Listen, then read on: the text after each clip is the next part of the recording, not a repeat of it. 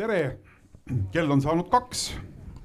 On reede, 13. august ja Paide arvamusfestivalil teaduslaval algab järjekordne arutelu ja arutelu pealkiri on kes mudeldab kriisiolukordi tulevikus.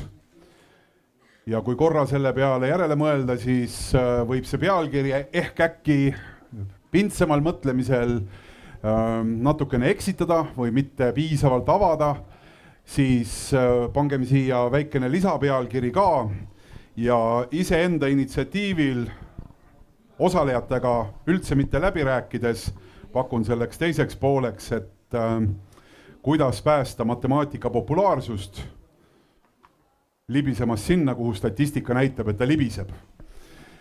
Ja samasugusel teemal on otsitud mõtteid ja ideid siin varasematel aastatel ka, aga seekord lähtume siis väga tänase päeva olukorrast või sellest, mida me siis enese ümber näeme ja kui on juttu pealkirjas mudeldamisest, siis on selge, et üks osalistest siin, kes järgmise pooleteise tunni sees kaasa mõtleb ja arvab, on Krista Fischer. Ja tere! Krista on siis Tartu Ülikooli Matemaatika ja Statistika Instituudi matemaatilise statistika professor. Viimase aasta jooksul julgelt muutunud ka telenäoks. Uudiste selles lõigus, kus on siis ettevaade 2 või 3 nädalaks, mida teeb R ja kui palju nakatunuid 2 nädala pärast on ning kui palju inimestest on haiglas. Kas sa, Krista, oled kokku lugenud ka mitu korda, sa oled aasta jooksul sellist prognoosi pidanud tegema? Ei, ma ei ole kokku lugenud, aga tõepoolest neid pöördumisi meedia poolt on olnud ikkagi kohutavalt palju, et kindlasti ma veel 2 aastat tagasi ei oleks sellist asja suutnud ette kujutada, et nii palju pean rääkima avalikkusega otse ja ega mul nagu ilma ettevalmistuseta ja samas üsna suure vastutusega tegevus. Ehk siis püüame siin aidata Kristat sellest keerulisest olukorrast välja, loodetavasti leiame neid, kes suudavad kriisiolukordi tulevikus mudeldada piisavalt palju, et vahepeal saaks ka tegeleda oma teadustöödega lähemalt. Aga siin vestlusringis veel Karin Täht, Tartu Ülikooli matemaatikhariduse psühholoogia kaasprofessor, siis Andero Uusberg, Tartu Ülikooli psühholoogia instituudist, afektiivse psühholoogia kaasprofessor, siis Priit Vellak minu kõrval, Milrem tsiviilvaldkonna arendusjuht ja Jüri Kurvits, Tallinna Ülikooli matemaatika didaktika lektor. Tervist teile kõigile. Hakkame vaikselt siit pihta, võib-olla peaksime natukene ikkagi ka proovima mõõta või kirjeldada seda probleemi, mille ees me siis tegelikult oleme. Mis see väljakutse hetkel erinevatele statistilistele näitajatele otsa vaadates on? Miks me peame täna siin sellel teemal üldse kogunema? Ma ei tea, äkki Karin alustab sellega? Tere! Jaa, me oleme näinud seda Tartu Ülikooli Matemaatika Statistika Instituudis, et kuigi meile tuleb väga kenasti tulevad kohad täis meie noori inimesi, kes on matemaatikahuvilised, tuleb ka magistratuuri neid õppima, aga me näeme, et neid on vaja mujal ja neil on huvi ka muuga tegeleda ja neil läheb mujal väga hästi, kui nad mujale lähevad. Nii et see meie vaade ja see Krista vaade võib-olla on see, et ei ole selles mõttes nii palju neid, kes jääksid meile doktorantuuri ja jääksid matemaatika statistikat õppima. Ja loomulikult, kui ma nüüd räägin matemaatikhariduse seisukohast, matemaatikhariduse keskuse seisukohast, siis kui me vaatame seda rida, et üliõpilane õpib bakalaureses matemaatikat ja siis tuleb õppima magistrikraadi saama, et saada matemaatikaõpetajat, siis neid inimesi meil praegu praktiliselt üldse ei ole. Neid on väga vähe. Et meie vaade on see, et just sellist magistrikraadiga matemaatika õpetajat on väga-väga vaja. Aga kas see võib-olla ei ütle seda, et ühiskond lihtsalt väga vajab neid inimesi ja nad tassitakse piltlikult öeldes kõike enne magistrikraadini jõudmist laiali? Just nimelt, täpselt, et see mõte ongi, kuna matemaatika bakalaureuse haridus on universaalne ja ka mujal loodusteadustes on vaja seda põhja.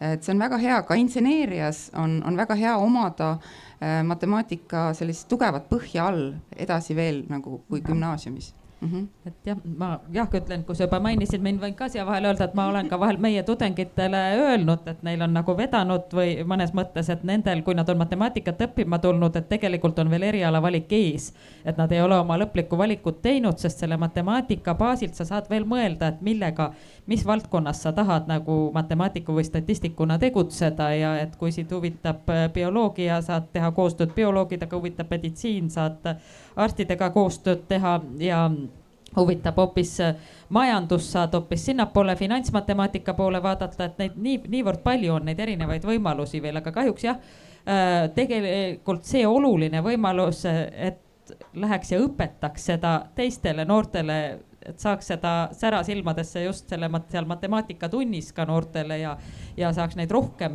meie juurde, et seda mõtet võib-olla ei tule nii paljudel pähe, et kõik muud valdkonnad tunduvad kutsuvamad ja võib-olla ka tasuvamad, et kuidas me saaks ka rohkem neid, kes aitavad seda asja edasi kanda veel. Priit Milrem teeb sellel aastal suurt töötajate arvu hüpet ja need inimesed, kes teile peaksid tööle tulema, nende tagataskus, kas vasakus või paremas, suur osa või suur hulk matemaatika teadmisi peaks olema.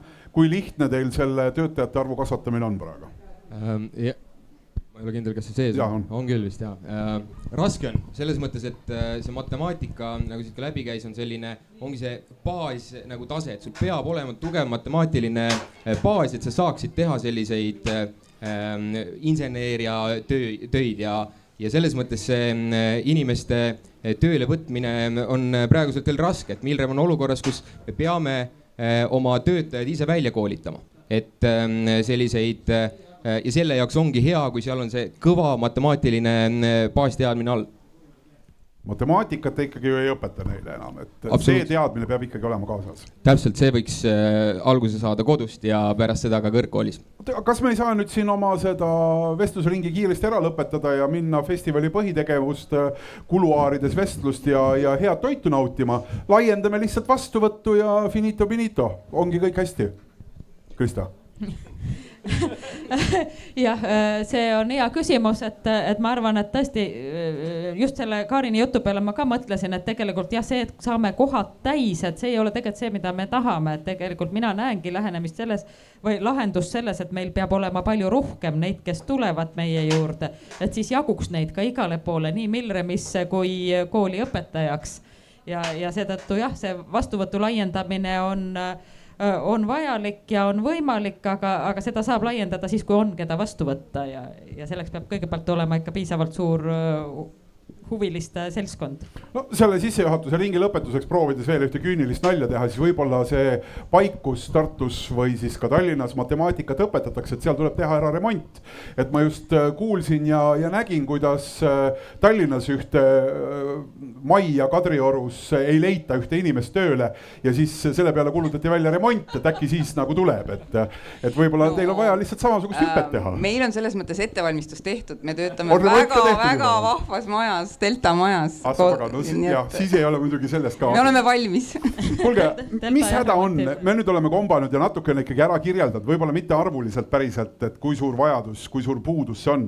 Ma isegi usun, et seda ei ole võimalik ka päriselt sellist tõde väga täpselt peegeldavate arvudega kirjeldada, aga see tundmus on ühest küljest, et on puudu ja teisest küljest ma panen siia lauda veel ühe tundmuse, mille osas tundub natukene sõltub ka sellest, kellega räägid, et mõnikord ikkagi öeldakse, et ei, et ju ei ole sellist tõrksust, aga siiski, ütleme, tunnetus on selline, et ka kui siin Paides, võib-olla mitte teadusalal, aga kõndida siin ringi ja küsida, ütleme 20 inimese käes, siis neist ehk 15 tõenäoliselt ütlevad, et neil koolis võib-olla ikka selle matemaatikaga väga ei olnud ja üldiselt on selles mõttes väga hästi, et enam väga tegelema ka ei pea. et see mingi selline tunnetus on. Võib-olla ma tiražeerin nüüd seda lihtsalt ettekujutus sellest, aga siiski märgates teid ka noogutamas, te ilmselt seda arvamust jagate. Andero, miks me kardame matemaatikat?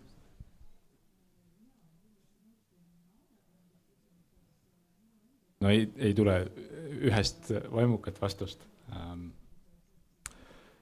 Et me oleme selle üle Kariniga ja teistega natukene nagu mõtisklenud ka, et matemaatikal näivad olevat kokku saanud paljud tunnused, mis siis iseloomustavad selliseid tegevusi, kus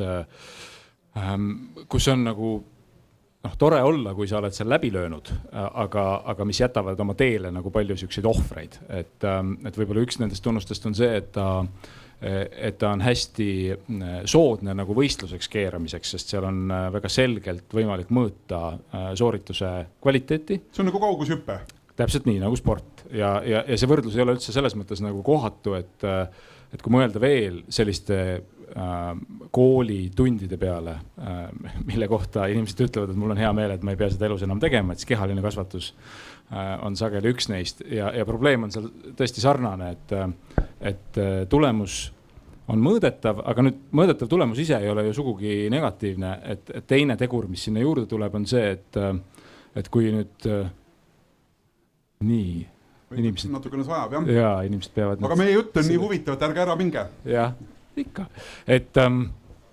Et kui toimub mingisugune võistlus, et siis, või mul on mingisugune eesmärk toredat tulemust kätte saada, et siis on psühholoogid pikalt uurinud seda, et sõltub sellest, kuhu minu tähelepanu teravik langeb selle nagu võistlemise käigus, et kas ta langeb sellele, et kui hästi mul teistega võrreldes läheb. Et kas ma olen kiirem kõrvalrajal olijast või ta langeb sellele, et kui hästi mul endaga võrreldes läheb. Ja et selles nagu reaalteaduslikus ja matemaatilises kultuuris on mingil põhjusel üsna tugevalt minu meelest sees selline omavaheline võistlus, et need, kellel see hästi välja tuleb, kipuvad selle üle uhked olema, kipuvad seda nagu signaliseerima, kipuvad sealt välja lugema sükest kvaliteedimärki enda kuidagi nagu sügavamatele omadustele. Ja me võime siin nagu proovida natuke neid igat ühte nagu lahti hakata hammustama, aga et võib-olla praegu piisab sellest, et tundub, et siin saab kokku klaster mingisuguseid tunnuseid, mis muudab selle tegevuse siis selliseks, et väike hulk edukaid tunneb ennast väga hästi ja suur hulk neid, kes ei saa seda eduelamust kriitilisel hetkel, teevad järelduse, et asi on minus ja minu suhtes matemaatikaga ja rohkem siin midagi nagu arutada pole. Võib-olla siit võtan selles mõttes üle, et ja kusjuures see eduelamuse puudumine võib tuleneda üldse mitte võimete puudusest, vaid näiteks sellest, et õpilane puudus koolist mingi teema ajal, mida on vaja tegelikult selleks, et järgmist teemat aru saada, kuna matemaatika teemad on omavahel niivõrd seotud ja üles ehitatud järjest ja tõepoolest, kui midagi alt on puudu, siis võib tekkida täiesti põhjendamatult selline arusaam, et oi, et nüüd ma olengi selline, kes ei saa aru. Et see on kindlasti raskendav asjaolu, et sa ei saa nagu alustada puhtalt lehelt, sul peavad olema eelteadmised kogu aeg. Ma võib-olla lisaks siin, et väga tihti ju tekib esimene niisugune negatiivne emotsioon seoses matemaatikaga suht juba algklasside seal lõpupoole, võib-olla 3. klassis, kui märgatakse, et mina näiteks arvutan tunduvalt aeglasemini kui teine. Ju see mulle ei sobi, ju mulle matemaatika ei ole minu jaoks. Tehakse väga varakult, pannakse endale lipik külge, et mina ei ole matemaatik. Matemaatika ei ole mitte kuidagi seotud kiirusega. Ja me ei saa väita, et laps, kes näiteks 7-aastaselt kiiresti arvutab, et temast saab matemaatik.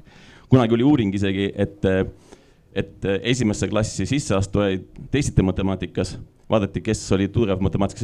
Ma arvan, et see ei ole uuring, see on reaalsus kuu aja pärast. No, jah, varsti on reaalsus ka see on ju, aga lihtsalt need teadlased uurisidki neid samu lapsi pärast aasta lõpus ja mingisugust korrelatsiooni ei olnud selles, kui head tema teadlased olid seal 1. septembril või 31. mai. Nii et tegelikult me peame siin mõtlema rohkem selle peale, et need arvutamise strateegiad oleksid efektiivsemad. Väga tihti lapsed lahendavad midagi aeglaselt puht sellepärast, et tal on ebaefektiivne strateegia. Ja on hulk inimesi, kes tulevad efektiivsetel strateegiatel võib-olla ise. Nad lihtsalt märkavad neid mustreid arvude vahel kiiremini, suudavad neid üldistada ja kasutada erinevates situatsioonides. Aga enamus meist ju ei ole nii head mustrite märkajad. Ja need, kes ei märka mustreid ja õpetaja või kodus ei toetata nende mustrite märkamist, efektiivsete strateegiate kasutamist, lõpuks panedki endale lipiku 3. klassi lõpuks või 4. klassi lõpus, et ju matemaatika ole minu jaoks. Ja kahjuks me oleme kaotanud inimese, kes võiks potentsiaalselt olla väga tugev matemaatik. Ja, Krista? Jah, mina ise olen ka just mõelnud, et tegelikult mulle tundub, et asi ei ole mitte selles inimese nagu mingisuguses müstilises võimekuses aru saada, et on midagi matemaatikas, millest inimene ka suure vaevaga aru ei saaks mõni inimene, vaid just, et see mõtlemise kiirus. Ja ma olen ka näinud, et edumeelsemates koolides, kus õpetatakse näiteks matemaatikat mitmes rühmas, nimetatakse neid mitte tasemerühmadeks, vaid temporühmadeks just sellepärast, et rõhutada seda mõtlemise kiiruse erinevust, mis on nagu meil kõigil, kui me jooksus võistleme, oleme erineva kiirusega ja osaliselt on see meile juba geenidega kaasa antud, võib-olla see kalduvus ja samuti ka see matemaatika, see arvutamise kiirus, aga see ei tähenda, et me nagu ei suudaks siis teha, eks ju, et matemaatikas just, et on vaja mõnedel rohkem aega ja võib-olla jah, peabki mõtlema, et kuidas anda kõigile piisavalt aega, et ikkagi jõuaks selle tulemuseni. Jah, nagu räägivad teadlased, ei ole inimesi, kes ei ole võimelised matemaatikat õppima. Lihtsalt mõned õpivad kiiresti ja mõned aeglasemini, on kõik. Ehk me selle õpetamise juures nii-öelda optimeerime selle õpetamise tempo kuhugi ja on selge, et siis seal sellest tempost on nii aeglasemad ja tõenäoliselt ka kiiremad, kes siis selles matemaatikatunnis mingil hetkel igavust tunnevad. No see ongi õpetamise kõige suurem kunst, on ju.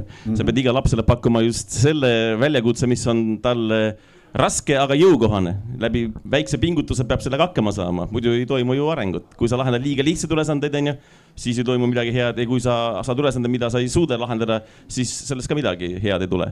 Et see on õpetaja suur väljakutse, kuidas jõuda iga õpilaseni. Andero haaras mikrofoni järgi vahepeal.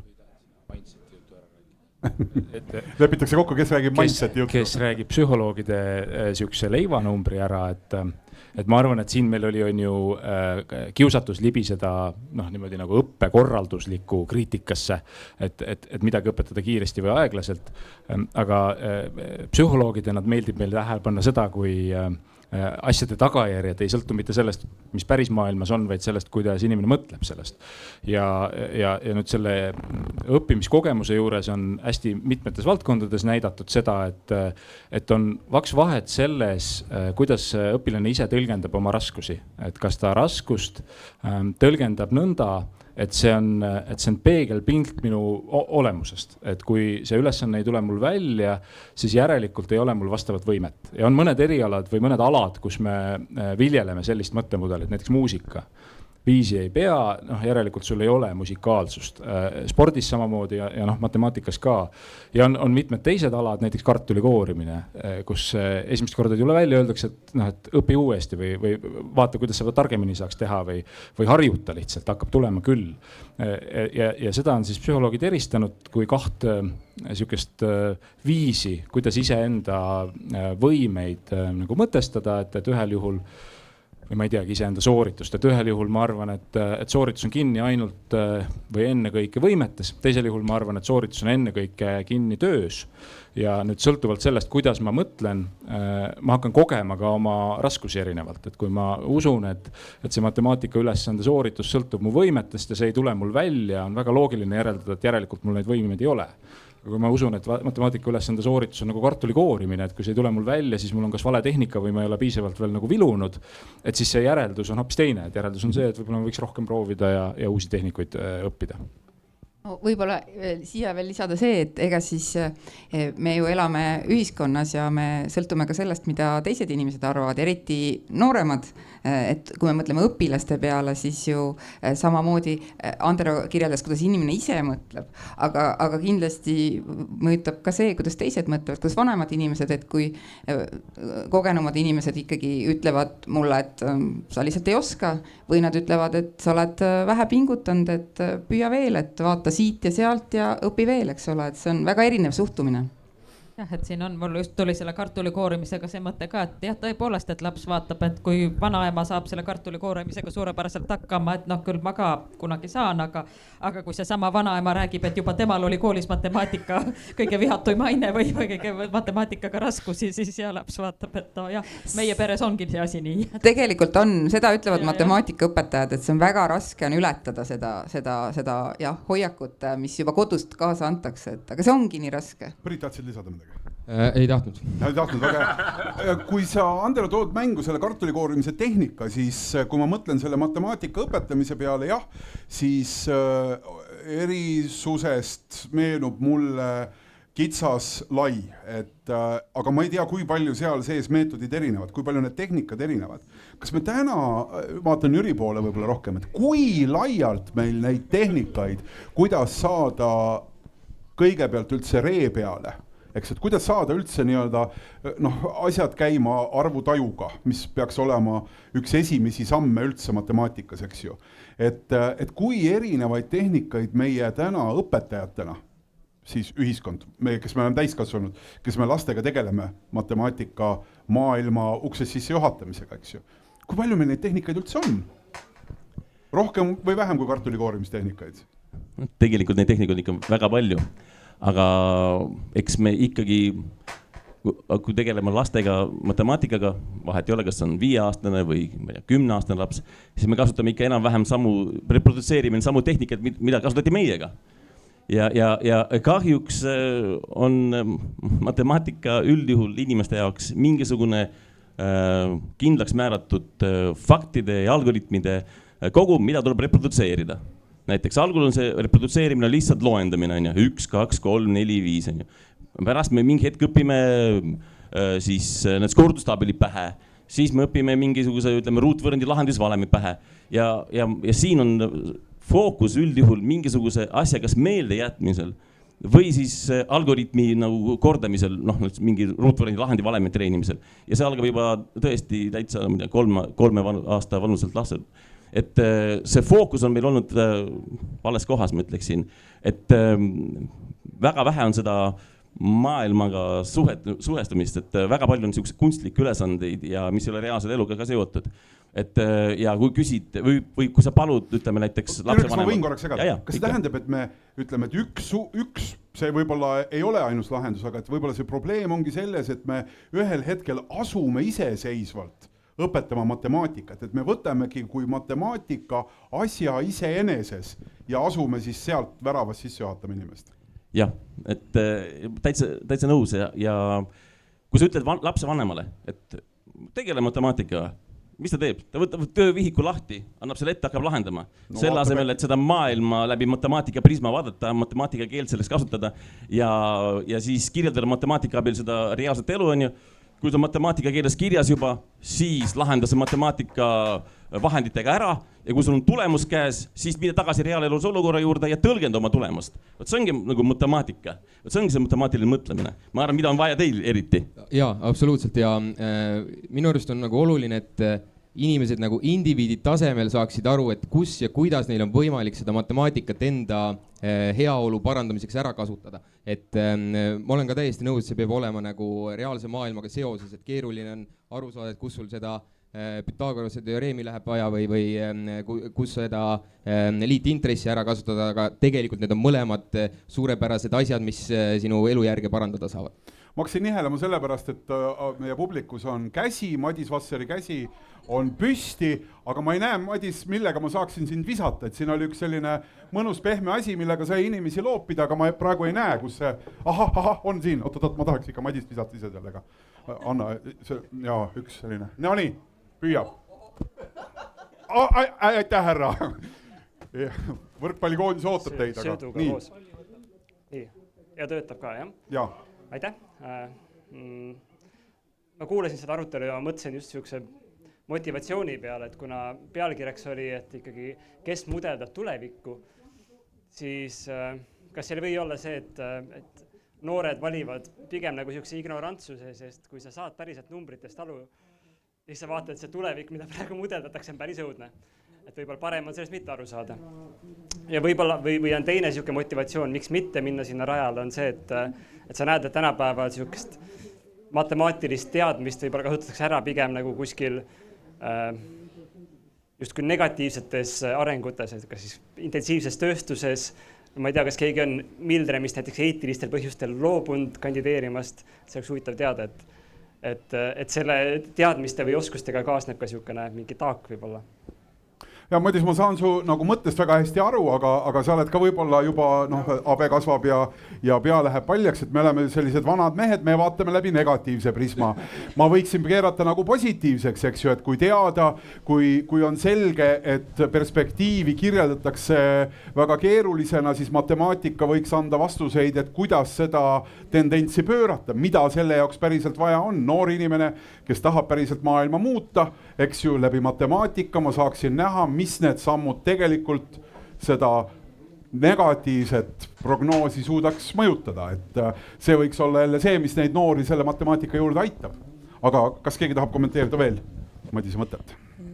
Mul tuli siin just see mõte, et siis tuleb ikka statistikat ka õppida, et mudelid on tavaliselt juhusliku komponendiga, need, mis reaalsust kirjeldavad, et ükski ei saa teha sellist mudelit, mis täpselt tulevikku ennustab, et ta annab ikkagi sinna ka juurde veapiirid ja siis me teame, et mudelil on olemas eeldused ja prognoos kehtib ainult nendel eeldustel ja kui eeldustes miski muutub, siis muutub ka tulevik, eks ju, ja muutub see prognoos.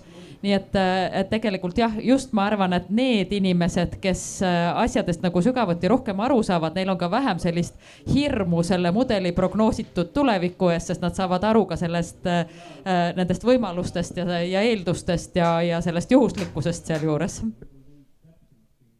Andro. See tuleb nüüd niimoodi natuke pikem ja looklev, aga ma tahtsin kõigepealt öelda seda, et minu meelest Madis, su esimene hüpotees on vale, aga teine on õige. Et selles teises on küll mingisugune iva, et kui ma kuidagi kujutan ette keskkoolilõpetajaid, keda ma aeg-ajalt näen ka Psühholoogia Instituudi vastuvõtuvestlustel, et siis üks mõttemudel, mida kasutatakse, on, eks ole, reaal- ja humanitaarinimene, mida me teadlastena teame, ei kehti, et sellel ei ole ei veregruppi ega ajupoolkera ega midagi sellist nagu all. Aga et võib-olla üks asi tõesti, mis siis inimest tõukab sinna humanitaari suunas, on selline keerukus, millest me oleme rääkinud. Aga teine on võib-olla see, mida Madis välja tõi, et tõesti selline nagu nüansivaesus või et asjad on võimalik lõplikult mudelisse pista ja et sealt jäävad mingisugused pooltoonid ja luule ja suveõhtu lõhnad jäävad kõrvale. Ja siis siit ma mõtlesin edasi ühte mõtet, mis minu jaoks on eelmisega seotud, aga vaatame, kas teie ka näete seda seost. Et mina olen siin, ma võtsin Karini kutse siia arutelule vastu sellepärast, et ma olen viimasel ajal mõelnud teadusfilosoofia peale. Mina olen psühholoogiateadlane ja psühholoogiateadlased sageli, või ütleme psühholoogiasse astujad sageli üks põhjus, miks nad ütlevad, kui me küsime, et miks te tahate psühholoogiat õppida, siis inimestel on hästi ebamugav ja siis mõned ütlevad, et mul reaalained ei olnud väga head, et mind rohkem ikka tõmbab inimeste poole. Ja mina päris nii pole mõelnud, aga eks ma olen ikkagi ka identifitseerinud ennast mitte nagu reaalteadlasena ja mida aeg edasi, mida rohkem ma olen teadlasena tegutsenud, seda selgemaks on mulle saanud see, et ma olen rakendusmatemaatik. Kui ma tahan sellele erialal jätkata, et ma pean olema rakendusmatemaatik. Ja nüüd mida see tähendab? Et võiks öelda, et teadus on mõttetegevus, kus me üritame kirjeldada reaalsust mingisugusel abstraktsuse tasemel ja me kasutame selleks mingisuguseid märgisüsteeme ja et esimene märgisüsteem, mille järgi me haarame, on enamasti verbaalne. Ütleme näiteks, et inimeste käitumist seletavad nende hoiakud. Et mõlemad on käitumine ja hoiak on sellised sõnad, mida me defineerime. Aga nüüd üks teadus saab tõeliseks teaduseks siis, kui need verbaalsed märgid on võimalik asendada matemaatilistega. Et on võimalik näiteks öelda, et vaata, et hoiakut me võime kirjeldada niimoodi, et seal on mingisugune numbriline väärtus, mis ütleb, et kui suurt nagu heaolu mingisugune tagajärg mulle pakub, et kui me küsime, et milline on inimeste hoiak erinevate Eesti teatrite suhtes, et siis inimestel on peas mingisugused ennustused, et kui palju, millise elamuse ma saan Vanemuise teatrist ja Tartu Uuest teatrist ja et sellele võib mingi numbri külge panna. Ja siis selgub, et nii me päris hästi inimeste käitumist veel ära ei seleta, et meil on ühte numbrit veel vaja, et on vaja teada ka seda, et millise tõenäosusega inimene ootab, et ta saab selle hea elamuse igalt järgmiselt Vanemuise teatri etenduselt.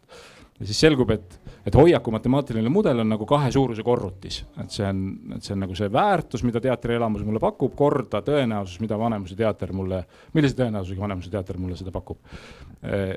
Millega praegu tahan illustreerida lihtsalt seda, kuidas liikuda verbaalselt kirjelduselt nagu numbrilisele või matemaatilisele kirjeldusele. Ja mulle tundub, et seda teevad kõik teadused. Ja et mõnel tuleb see lihtsamalt, mõnel tuleb raskemalt. Ja nüüd on see koht, kus matemaatika on minu jaoks muutunud võluvaks. Et tal tõesti, võiks küsida, et aga milleks minna sinna matemaatilisele tasandile, et võiks jääda ju verbaalsele tasandile. Aga et kui sa saad minna sinna matemaatilisele tasandile, see on see, mis sina ütlesid, et siis sa saad teha seal tasandil mingid operatsioone ja siis tulla alla tagasi.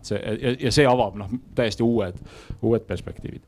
Nüüd, kuidas see kõik on seotud sellega, mis koolis toimub, et ma nagu mõtlesin, et võib-olla et me ühelt poolt nagu kutsume üles sellele, et koolis õpetav matemaatika võiks olla eluline. Ja siis mina jooksen nagu liiva sageli selle koha peal, et kui eluliseks sa selle Pythagorase teed. Et okei, et saab kaugust mõõta ja et on mingisugused asjad, aga ühel hetkel on ikkagi see, et mind huvitavad nagu lilled, liblikad ja tüdrukud, et see ei ole nii eluline. Et võib-olla oleks nagu huvitav, kui kool suudaks anda nagu selle kogemuse, mida ma kirjeldasin oma 40. eluaastas teile, et on mingisugune hoomamatu värk, mille ma panen mudelisse. Et see ei olegi mulle kasulik, aga lihtsalt see, nagu, see kogemus, et vaata, et see Pythagorase nagu teoreem, et vaata, et tõesti kõik kolmnurgad seletab ära, et kujutad see pilti, siuke värk. Ja et võib-olla see selline elamus nagu aitaks natuke selle Madise mure vastu, et kui inimene nagu arvab, et see matemaatika on kuidagi nagu nii fikseeritud ja kõik on nagu nii paigas ja ma olen nagu lipsustatult teen mingit finantsmatemaatikat ülejäänud elu, et see on nii igav. Tegelikult vastupidi, et see on nagu mingi keel, millega sa saad hakata tabama mingit tabamatust.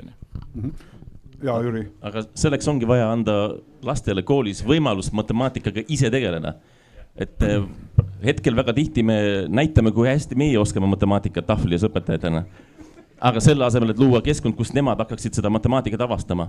Et kui seda avastamist, matemaatika tegemist oleks rohkem meil, siis oleks ka nad tunduvalt julgemad. Et me teame kõik, et matemaatikaga saavad tegeleda ainult julged inimesed. Aga see, miks ainult julged saavad tegeleda sellega? Sest matemaatikas on väga oluline proovida, eksida, alustada uuesti uusi mustrid kirjeldada, eksida uuesti, näidata teiste, võrrelda lahenduskäike ja siis minna oma lahenduskäigu juurde tagasi ja seda veel paremini esitada võib-olla. Siis võib-olla mitte ka ainult julged, vaid ka enesekindlad inimesed, eks ju? Ja. Matemaatikaga saa tegeleda, kui sul ei ole võimalus eksida. Kuidas sa saad avastada midagi, kui sul ei ole lubatud eksimine näiteks tunnis? See on võimatu.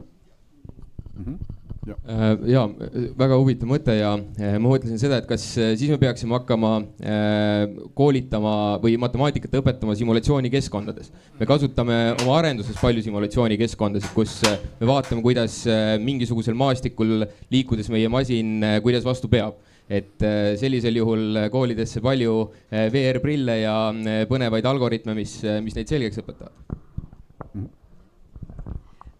Madis, kas me vastasime? Muidugi, võib-olla ei vastanud, aga ma ei tahaks ka lasta nagu päris psühholoogidel ära kaaperdada seda vestlust, et natukene seda lõhna juba hakkab tulema siit, et püsiks selle matemaatika ja selle väljakutse juures.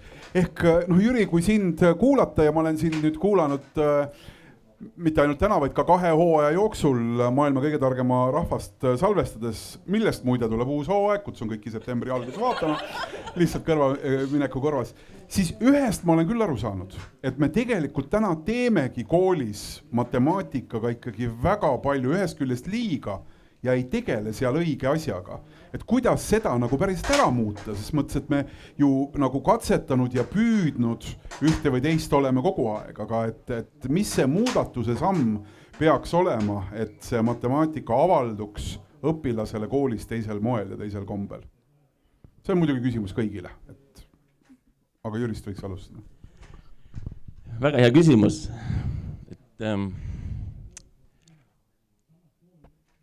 Väga tihti, võiks öelda, et väga tihti meil koolis unustatakse üldse matemaatikatunnis, et peaks nagu tegelema matemaatikaga seal. ja väga tihti kuuleb nii õpilaste käest kui ka tegelikult ka õpetajate käest ja lapsevanemate käest, et oluline on, ma ei tea, teha 9. klassi lõpueksam matemaatikas hästi või gümnaasiumi riigieksam matemaatikas hästi ja lõppude lõpuks selgub, et kogu matemaatika õppimise eesmärk on sooritada hästi eksam. Eksam, hästi sooritatud eksam, see võiks olla selle matemaatika tegelemise kõrvalprodukt. Hästi, näiteks ma ei tea, 95 punkti näiteks matemaatika riigieksamil või 5 põhikooli lõpueksamil on ju. Et see võiks olla kõrvalprodukt, aga väga tihti unustatakse ära, et see on kõrvalprodukt ja pannakse see nagu siis nagu etalonina ette, et vot see on mu eesmärk elus. No ei saa olla eesmärk, ma ei tea, riigieksam 95 punkti saada. Et ma arvan, see on väga suur probleem, millest me kuidagi peaksime nüüd jagu saama. Et ja võib-olla peaks mõtlema ka seda riigieksami ja põhikooli lõpueksami, ütleme, kaasajastamise peale ka. Et meil on ikkagi suht sarnane olnud aastaid juba, et võib-olla ka see ajale jalgu jäänud, et küsimusi väga palju siin. Ja, et tegelikult ju me räägime siin matemaatika õppimisest ja õpetamisest, aga kui me õpetamise peale mõtleme, siis hästi oluline on ju mitte niivõrd õpetada seda õppeainet, kuivõrd õpetada inimest, eks ole, et see inimene võib olla ju väga-väga erinev, need inimesed võivad olla väga erinevad õpilased, et selles mõttes, et kui sa oled psühholoogiat õppinud vähem või rohkem, siis sa saad aru, et tegelikult kõik õpetajad, kes kooli lähevad, peaksid ikkagi oma päris häid psühholoogia, neil peaks olema päris hea psühholoogia pagas, et minna. Nende töö on suhtlemine, igapäevane suhtlemine väga erinevate inimestega. Ja et nüüd seda igaühe seda sellist, kuidas siit öelda, käivitavat jõudu üles leida, et see ei ole tegelikult ju lihtne, ka lapsevanemad tegelikult ühe-kahe lapsega ei pruugi sellest aru saada, aga kui sul on nii palju erinevaid õpilasi klassis, siis see ei pruugi olla lihtne ja enesestmõistetav igale ühele. No te neelasite mõlemad praegu selle väikese konksu alla, nüüd, mille ma proovisin teile ette sööta ja kuna meil ei ole nii pikalt siin aega, et me saaksime selle mängu lõpuni mängida, siis ma ikkagi tuletaksin meelde, et meie õpilaste matemaatika tulemused on väga head. Et me räägime siin praegu probleemist, mis ma kujutan ette, ma ei ole küll istunud kunagi, aga ma kujutan ette ühe kujuteldava ministeeriumi osakonna juhataja kabineti toolil istudes on täielik pseudoprobleem. Come on, need tüübid on PISA testi maailma ühed parimad tulemuste poolest. Elu eesmärk 95 punkti saada eksamil, see juba on lasteaias kõigil selge, eks ju. Ja rügatakse, selle juures on probleem lihtsalt kaks probleemi. Üks on see, et õpilased ei armasta selle juures matemaatikat. Nimetagem seda tunnet nii, seal on natukene komplitseeritum see kirjeldus ja teine probleem on see, et nad ei taha tegeleda ka sellega hiljem. Et bakalaureuse õpingute ridade täissaamine on raske. Et tulemused on head, ehk me sooritame, aga me sooritame kuidagi valesti, tundub mulle. Vaielge vastu, kui tahate.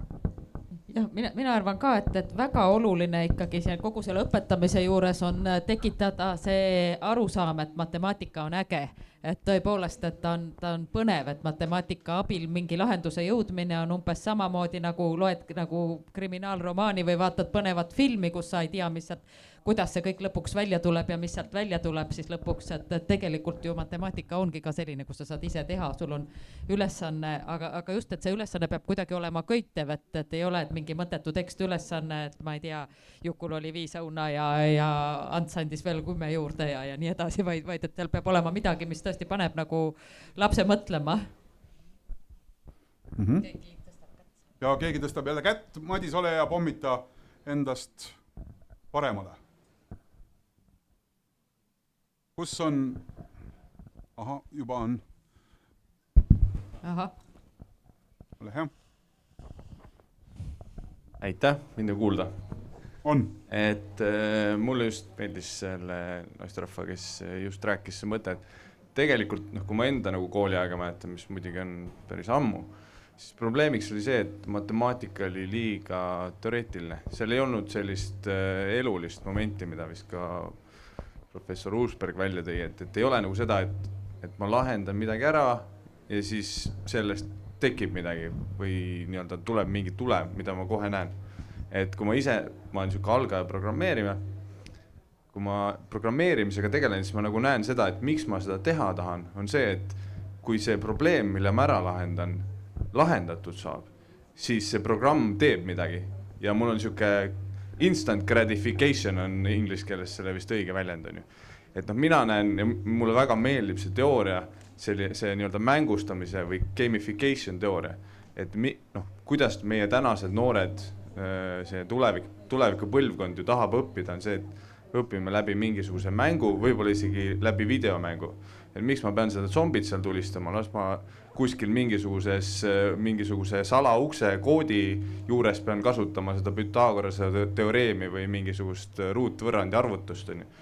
Et nagu see on see minu arust, kuhu me jõuame, et kui me suudame nagu selle matemaatika tuua reaalellu ja inimestele nagu selliseks rohkem kättesaadavaks, et sa kohe näed seda tulemit, siis see toodab nagu väga palju tulemust. Et see huvitav raamat on, ma nüüd võin pealkirjaga eksida, aga umbes mingi siuke raamat, et see pealkiri oli vist, et How to never be wrong, how to apply mathematics in your life, mingi siuke ingliskeelne raamat, mis lihtsalt ütleski sulle, et kuidas sa saad endale poes paremini allahindlust tingida ja mingid siuksed väga lihtsad näited.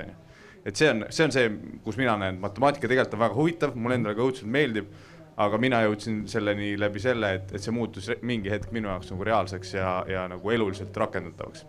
Aitäh. Kas ma võin sinu käest ka küsimusi küsida, et ma saan aru, et koolis oli sul matemaatikaga pigem selline, nagu Lõuna-Eestis öeldakse, love-hate suhe, mitte love-love suhe, eks. Et kas sa oled olnud seetõttu sinu nagu algaja programmeerimise teekond ka raskem, et sa koolis ei saanud päriselt selle ukse vahelt mürinal sisse, vaid pigem jäid ukse vahele kõõluma? Jah, ma olen suga selles mõttes nõus, et jätkuvalt minu sellised õudusunenäod on see, et mul on matemaatika eksam tulemas ja ma ei ole üldse valmistunud. Et ma ei saa öelda, et ma nagu ei saanud matemaatikast aru, mul oli hea matemaatikaõpetaja, kes selle baasi tegi mulle selgeks. Aga ma ütlen, et probleemiks ja üldiselt ma arvan, et see ei olnud nagu tema süü, aga see oli see, et see oligi võrrand tahvli peal, see ei olnud mingisugune reaaleluline probleemilahendus. Et oleks olnud reaaleluline probleemilahendus, siis ma arvan, et ka need minu klassikaaslased, kes tõesti ütlesid, et mul on hate siuke relationship, nemad reaalselt oleks sellest paremini aru saanud ja võib-olla teinud ka matemaatika eksami ja mõelnud, et ma võtan äkki ka mingi matemaatika aine endale ajaloo kõrvale. Aitäh! Aitäh küsimuse eest. Kas keegi tahab kommenteerida kohe käigu pealt? Ja võib-olla see PISA tulemuste sisse toomine viis mind mõttele, et tõepoolest meie PISA tulemused on võrreldes teiste riikide matemaatika tulemustega väga head, aga kui küsida õpilaste käest, et kas nad tahavad jätkata, kas nad tahavad olla tulevikus õpetajad või kas nad tahavad olla tulevikus matemaatikaõpetajad, siis minu arust ma vaatasin andmetest ükskord, et üle 4500 osaleja vist oli ja kas kümmekond neist ütles, et nad tahavad matemaatika õpetajaks, et tegelikult et teatud protseduurid me suudame õpilastel selgeks teha, nad suudavad neid reprodutseerida eksamitel, aga jah, et seda armastust me pole võib-olla neile suutnud edasi anda, et nad tõesti mõtleks ka tulevikus selle peale, et see on nii äge asi, millega tegeleda, see on nii äge asi, mida teistele edasi anda. Et selles me ei ole õnnestunud äkki. Ma täiendan seda PISA juttu. Tegelikult PISA näitas ka seda, et me õpilased on väga head just matemaatika, ütleme, algoritmide reprodutseerijad, head, ütleme, matemaatika lahendajad. Nad on juba märgatavalt kehvemad matemaatiliste mudelite loojad. See tähendab seda, et reaalne olukord ja seda kirjeldada näiteks, ma ei tea, hariliku murru abil või võrrandi abil või funktsiooni abil. Ja veel kehvemad on meie õpilased tulemuse tõlgendamises. Nad saavad kätte, et F kohal 0 on 3 ja see ongi vastus. Aga mis seal taga on? Mis see 0 tähendab reaalselt tegelikult, et see on võib-olla mingisugune probleemiga seotud olukord on ju.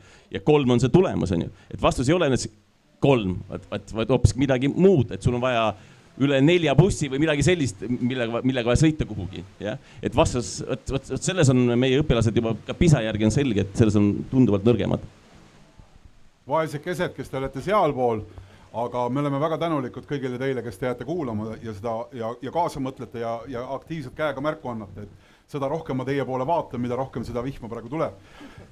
Aga no loogiline küsimus ju on, te mõistate ise väga hästi, et ma küsin selle peale, et aga mis muudatust see siis vajaks, et me oleme juba tuvastanud, et seal koolis on selle õpetamise juures midagi, mida peaks tegema tõenäoliselt teisiti. Me oleme tuvastanud juba ikkagi, et õpetaja on see, kelle poole me vaatame, aga me ei saa ju jääda siia pidama, eks, et loomulikult täna kõik matemaatikaõpetajad lähevad kooli ju sügisel ikkagi parima tahtmisega.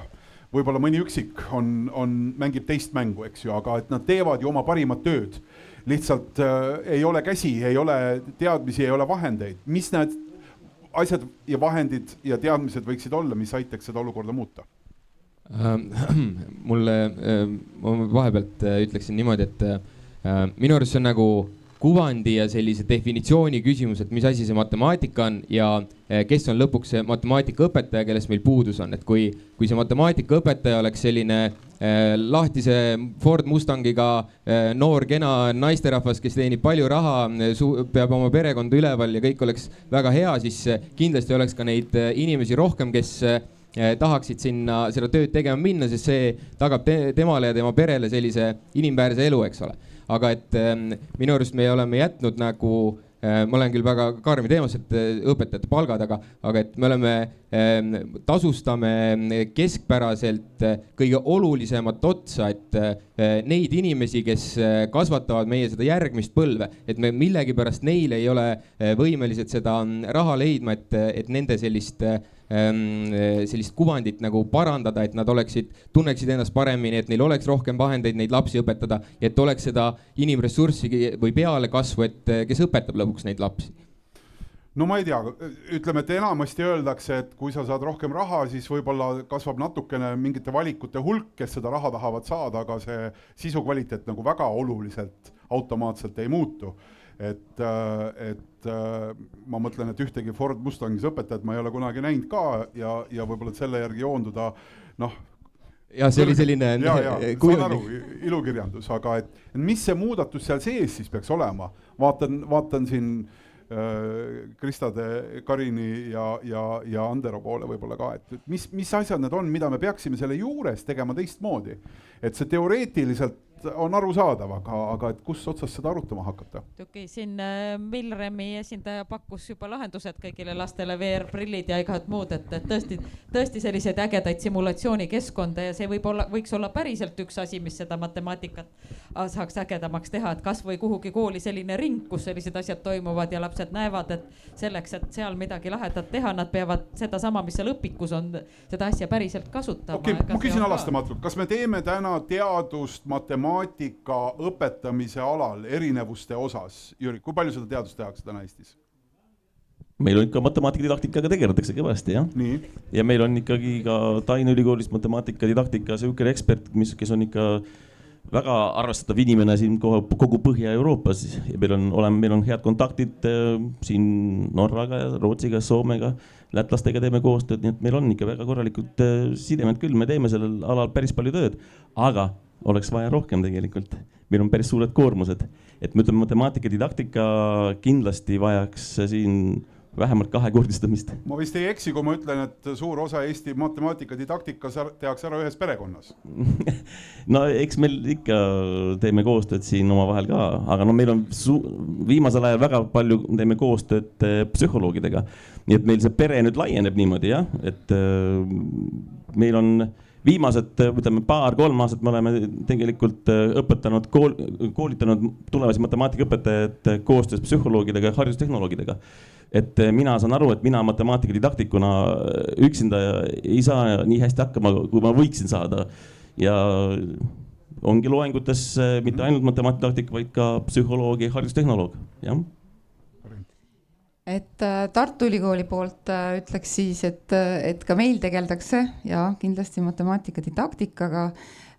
Peale see 2 aasta tagust matemaatikahariduskeskuse loomist loomulikult meil mitte ei tehta ainult koostööd psühholoogidega, vaid ka psühholoog töötab seal, nimelt mina, psühholoogia doktorikraadiga inimene.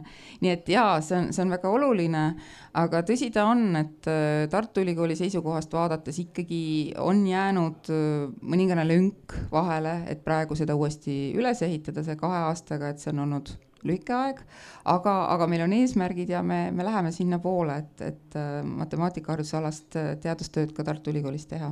Andero. Mul on küsimus, et võib-olla seda juba tehakse, aga et ma mõeldes sellele algsele küsimusele, et mida siis teha, et matemaatika armastus saaks suurem ja üks vastus, mille osas me oleme ühel nõul, on see, et kui ta oleks elulisem, siis armastus saaks suurem ja nüüd võiks mõelda, et võib-olla see koormus või see koorem ei pea jääma kõik nagu matemaatikaõpetajale, et matemaatikatund on hästi eluliseks tehtud, et ma just siin esinesin teesiga, et igasugune teadus on rakendusmatemaatika, mis tähendab, et ajalugu, keeled, geograafia ja nii edasi.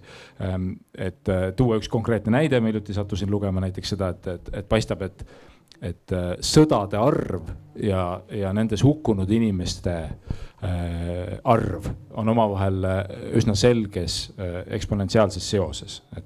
Et näiteks on võimalik matemaatiliselt hakata kirjeldama mingisuguseid ajaloolisi aspekte. Ja küsimus on siis see, et see kõlaks nii, et see on nagu selline tööpõld ka teiste erialade õpetajate täiendkoolitamiseks matemaatika didaktikute poolt. Et kas midagi sellist tehakse või tundub see teile mõistlik mõte? Me oleme väga palju teinud koostööd keemia, üldse loodusainete õpetajatega ja ka praegu me tegelikult terve juuni ja juuli oleme koos psühholoogidega ja haridustehnoloogidega kavandanud uut koolitust, pikaajalist jällegi aastast koolitust, selline mentorkoolitust koolidele, kus me kutsume mitte ainult matemaatikuid, vaid kohe ka teiste, reaalainete õpetajatega koos, et seda integratsiooni momenti tekitada koos, sest õpetaja tegelikult vajab abi. Õpetaja ise nende asjade peale tegelikult võib-olla tuleks, aga see võtaks nii palju aega, et läbi koostöö jõutakse õigete asjadeni tunduvalt kiiremini. Et see integreeritus STEM õppeainete õpetamise sees tuleks loomulikumalt, et tegelikult sellest on räägitud aastakümneid, aga igal õpetajal on oma aine, mida õpetada ja omad eesmärgid ja see integreeritus ei tule nii lihtsalt.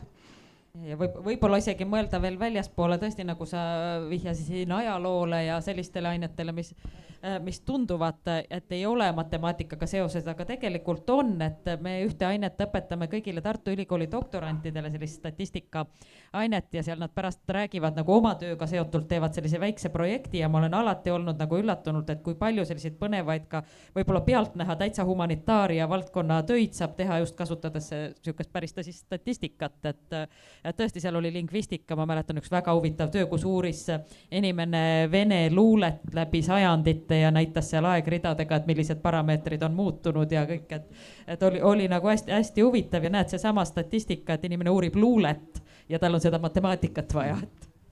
Tegelikult meil on õppekavas ju kirjas selline asi nagu matemaatikapädevus.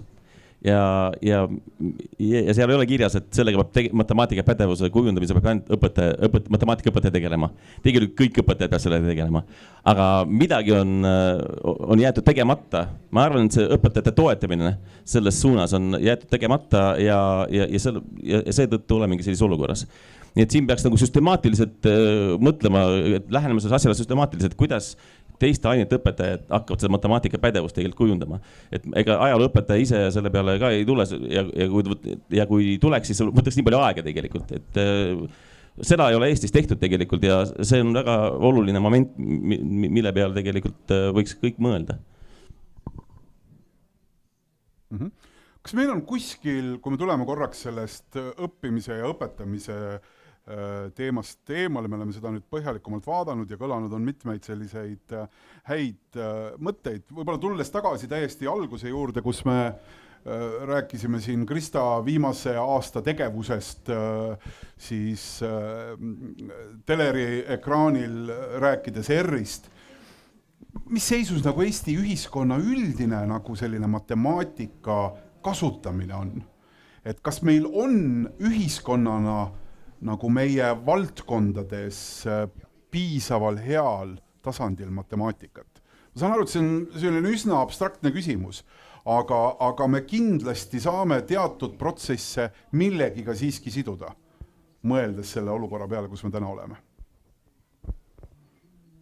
jah, et ma võin jah, selline enda mõtteautost mulle tundub, et see võib olla selle pandeemia üks selline positiivne kõrvalprodukt, et inimesed on hästi palju pandud igasuguste arvude peale mõtlema, et terminid nagu kõigepealt juba alates protsendi võtmisest, et kas me räägime vaktsineeritute protsent nakatunutest või nakatunute protsent vaktsineeritutest ja kuidas need asjad erinevad või seesama R või eksponentsiaalne kasv, et kõik need terminid käivad kogu aeg läbi ja sunnime mõtlema, et äkki ka see natuke motiveerib inimesi ka, et võiks neist asjadest aru saada, et tõepoolest jah, võib-olla siin oskavad teised ka kommenteerida. Aga kui sageli, ma küsin veel Krista käest ikkagi, aga kui sageli selle juures on, näiteks need samad ajakirjanikud, enda head kolleegid, et kui sageli nad ikkagi nagu justkui räägivad, et jutt on eetris, aga sellel jutul nagu seal sisulises mõttes puudub nagu alus, sest ta lihtsalt kordab, et seda, mis ta on kuulnud, ise tegelikult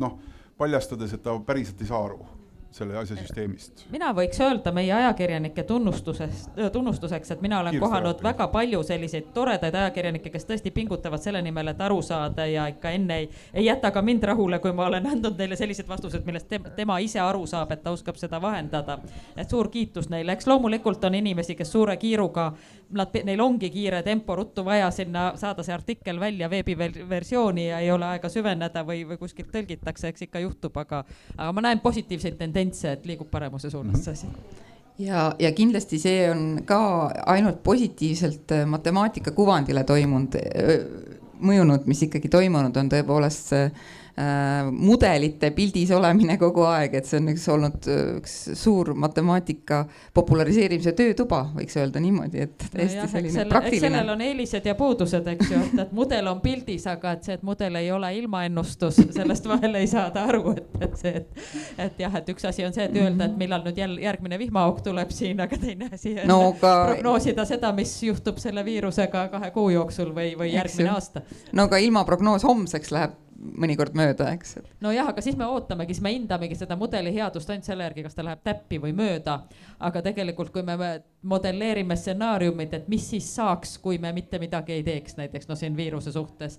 Ja siis me räägime sellest, et siis saaks nii ja siis pärast öeldakse, aga ei läinud ju nii valesti, et miks sa nii vale mudeli tegid, et see on vahel probleem. Tahtsin siia lisada, et ma olen selle kõigega nõus, et mina olen ka huvi ja rõõmuga jälginud seda siukse matemaatilise või statistilise kirjaoskuse nagu paranemist sellel perioodil, aga et ma olen ka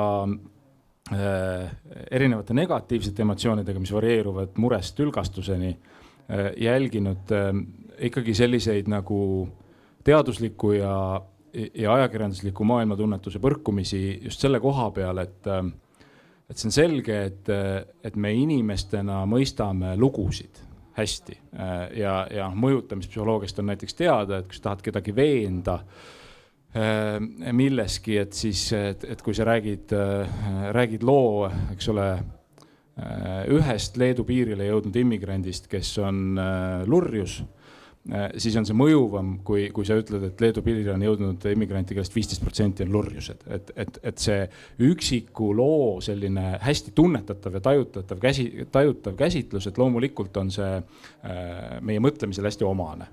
Aga nüüd selle pandeemia käigus on ikkagi tulnud neid olukordi, kus selle üksiku loo esile tõstmine, kui ta juhtumisi ei lange kokku statistilise reaalsusega, on väga tõsiste tagajärgedega. Ma ennekõike pean silmas näiteks vaktsiini kõrvalmõjud, üsna sellist vohavat käsitlust, kui nad meile jõudsid.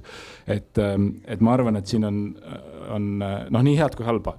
Ja ma arvan ka, et ajakirjanduse selline statistiline kirjaoskus on paranenud ja tõenäoliselt publiku nõudlikkus sellele statistilisele kirjaoskusele on oluliselt paranenud.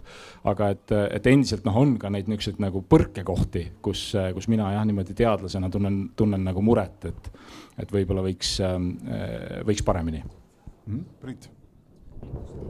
Jah. Ma arvan, et need olid kõik head mõtted ja ma usun ka, et see pandeemia on meie matemaatikale selles mõttes hästi mõjunud, et inimesed kuulevad, et meil on matemaatilised mudelid ja ma võin öelda, minu matemaatiliste mudelite mul on olnud nii palju au kokku puutud, et ma sain oma mõlemas lõputöös modelleerida siis metsakasvu, mis oli minu selline praktiline kogemus matemaatilise mudeliga ja ma ütlen, et ma näen seda potentsiaali, mis nendes on nagu väga hästi, et see küll võib-olla natukene läheb kõrvale sellest teemast, aga tegelikult kui palju on neid huvitavaid ja vingeid aspekte, mida see matemaatika võimaldab nendel inimestel saavutada ja kuhu jõuda, et see on mulle tundub nagu avastamata potentsiaal mõnes mõttes. Kui ma veel sellel teemal tahan ühe dimensiooni veel lauda tuua, et me oleme praegu rääkinud nagu avalikkuse sellisest matemaatilisest kirjaoskusest. Ma arvan, et hästi huvitav on analüüsida ka seda, et kui mudelipõhine on otsustamine. Ja on valdkondi, kus otsused on väga mudelipõhised, eks ole, et kui sa pangast laenu küsid täna, siis mingit inimest seal enam vist väga vahel ka ei ole, et tõesti, et mudel ennustab sinu maksevõimet ja teeb selle põhjal otsuse. Ja nüüd natukene riigi toimimist seestpoolt näinuna, et seal on ka kohti, kus meil on päris toredasti mudelid laual, aga et mulle tundub, et neid kohti võiks olla rohkem ja see on ka tegelikult üks koht, kus Krista töö on nagu teed rajav, et täna, eks ole, valitsuskabinet on vähemalt ühte mudelit, on nad sunnitud iga nädal vaatama ja tõlgendama. Seda Krista mudelit. Krista mudelit, jah.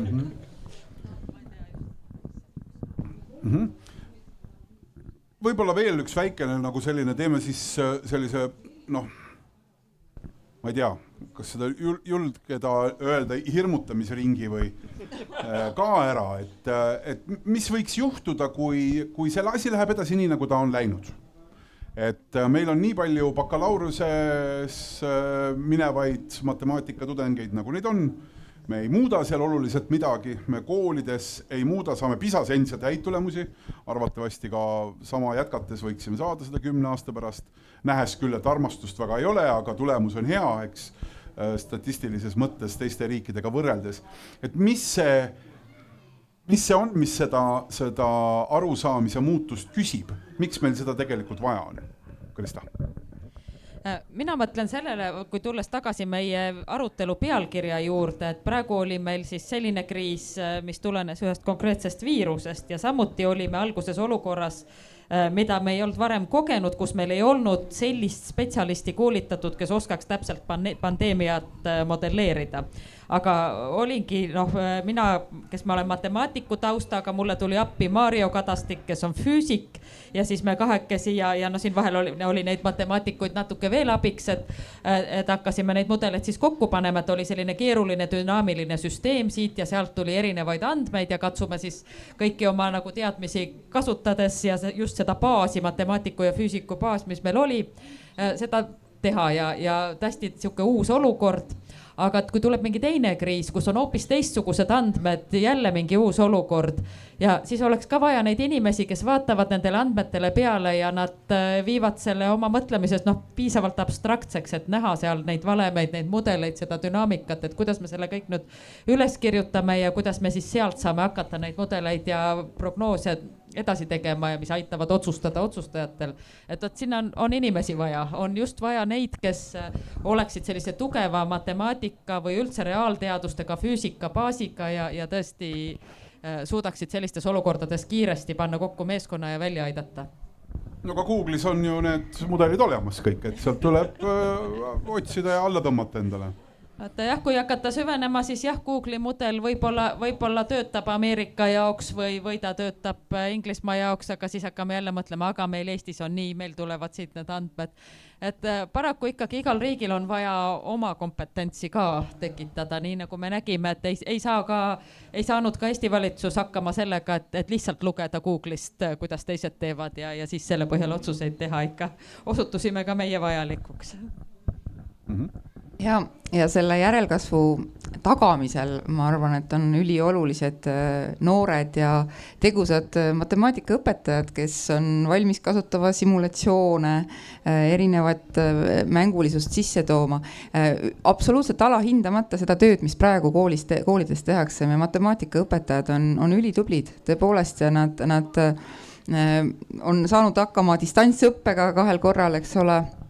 aga me peame vaatama otsa sellele faktile, et meie õpetajaskond üldse ja eriti matemaatikaõpetajaskond vananeb ja ka nendest, kes saavad magistrikraadi ja justkui on neil kutse, et minna kooli matemaatikaõpetajaks. Me teame, et nendest umbes pooled tegelikult 5 aasta pärast enam koolis ei tööta. Et see on protsess, mis ütleme niimoodi, et ikkagi vajab juurde selliseid entusiastlikke inimesi, kes jääks ja ka koolides sellist entusiastlikku suhtumist, neid sama mentorõpetajaid, kellest on näidatud, et on väga palju abi alustaval õpetajal, et see süsteemi muutmine ja uuendamine käib, aga ma ei tea, kas see on piisav kiirus praegu. Ma arvan, et ka järgmine kriis võib meil olla päris valus, mis on seotud matemaatikaõpetajate puudumisega lihtsalt. Juba praegu on meil väga palju matemaatikaõpetajaid sellised, kes tegelikult ei ole ülikoolis õppinud lapse kohta mitte midagi. Ta ei tea, kuidas üldse õppimine toimub tegelikult. Väga paljudel on ka matemaatika teadmised kehvavõitu. Ja kui nüüd seda uut matemaatikaõpetajate põlvkonda ei teki või tule peale, siis võib see kriis päris valus olla ja see PISA tulemused võivad meil ikka päris kolinal alla kukkuda mingi hetk. Et praegu meil on tõesti väga tulid matemaatikaõpetajad, kvalifitseeritud ja teevad väga hästi oma tööd. Aga see 5-10 aasta pärast võib olla hoopis teistmoodi. Sest tegelikult juba praegu, kui me vaatame, siis Tallinna Ülikoolis 60% või rohkemgi nendest, kes lõpetavad meie ülikooli matemaatikaõpetajad, ma mõtlen, nad on juba õpetavad. Nii et tegelikult selles mõttes nagu paberite järgi nagu tuleks päris korraliku järelkasvu, aga tegelikult teda ei, see on paberi peal, nagu öeldakse, sest enamus nendest juba töötab, nii et nad ei lähe uue õpetajana kirja tegelikult üldse. Sama olukord on Tartu Ülikoolis ka, et enamus lõpetajaid juba töötab matemaatikaõpetajana. Andero, kas sa julgeksid tõmmata kuidagi nagu laiemaks, et millised mõjud võiksid ühiskonnal olla sellest, et me unustame matemaatika tähtsuse? No jah, ma arvan, et ma üldiselt arvan, et meil see oht muidugi väga terav ei ole, et mu kõrval on inimesed, kes hoolitsevad, et see olukord on ju käest ei lähe ja tõesti, et ega see PISA tulemused, olgugi, et nad on mõnes mõttes petlikud, aga et midagi nad ikka näitavad ja et vist selline nii-öelda reaalteaduslik mõtlemine ühiskonnas on Eestis nagu suhteliselt hinnas. Aga, et kui selle mõttemänguga kaasa minna, et siis üks asi, mis võiks olla muret tekitav, on ikkagi seesama selline avalik statistilis-matemaatiline kirjaoskus, mida meil ühiste otsuste tegemisel hakkame maksudebattid pidama või mis iganes see meil tuleb, et on oluline. Ja võib-olla teine palju kitsame oma mätta otsast, et mina Psühholoogia Instituudi vastuvõtukomisjoni liikmena tahaks endiselt näha inimesi, kes ei julge minna matemaatikasse, tulevad meile, aga et nad tegelikult, et nad ei kardaks numbreid, ei kardaks mudeleid, ei kardaks nagu sellist nagu mängimist, möllamist, et nad et noor inimene ei peaks ennast identifitseerima, kas numbri inimene või mitte numbri inimene, et see valiku identiteedi alus võiks olla midagi muud ja et peaaegu kõigil aladel, kus sa oled, et sa võid endale lubada seda, et oot, kas siin numbritega ka midagi teha saab? Et see oleks esimene küsimus, mitte viimane. Jah. Jah, nagu sa ütlesid, et kõik teadused on rakendusmatemaatika lõpuks, et siis ongi, et kui inimene tahab ka näiteks teadust teha, ega ta ilma matemaatikata mitte kusagil ei saa. Kuulge, aga sellesama protsessi kontekstis, millest me praegu räägime, kas need sammud, kõige nähtavam samm, mis on matemaatika õpetamisel, me oleme õpetamise juures jälle tagasi, koolis on astutud, see on siis lai ja kitsas matemaatika. Et kuidas see praegune tunnetus on, seda ei ole väga kaua olnud, aga ikkagi, et mis suunas see kõik töötab, mis tehtud on laia ja kitsa matemaatika kontekstis näiteks gümnaasiumis? Üldiselt matemaatikadidaktikut on laia ja kitsa matemaatika poolt, see on hädavajalik. Kahjuks jällegi ma saaksin öelda võib-olla, et ma arvan matemaatikaõpetajad, kes õpetavad just kitsa matemaatikat, võib-olla neid ei ole jällegi mingi hetk piisavalt toetatud, sest kitsas matemaatika ei ole lihtsalt laia matemaatika alamhulk.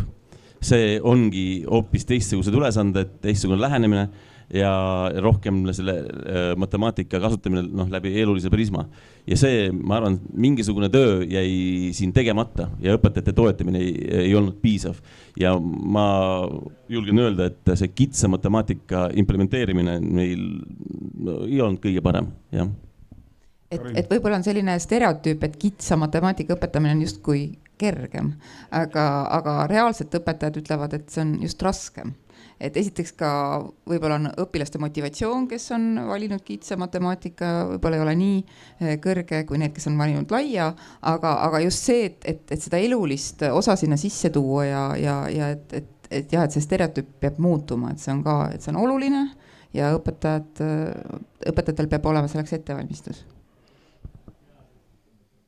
Me oleme nüüd tiirutanud väga erinevate nurkade alt sellele teemale, püüdes vaadata ja küüni taha saada, et võib-olla selline pikem lõpuring võiks olla siis pühendatud sellele, et mis muutusi me vajame, mida me siis võiksime teistmoodi teha ja nüüd täitsa nii-öelda laias rindes, nii õpetamise kui ka kooli kontekstis ja ka sealt edasi, aga 2 küsimust lausa on olnud.